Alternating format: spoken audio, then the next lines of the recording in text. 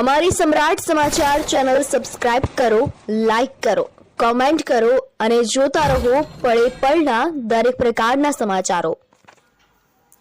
તળાજા તાલુકાને નવા ડીવાયએસપી મળ્યા। આજે પોલીસ મથકની મુલાકાત કરવામાં આવી।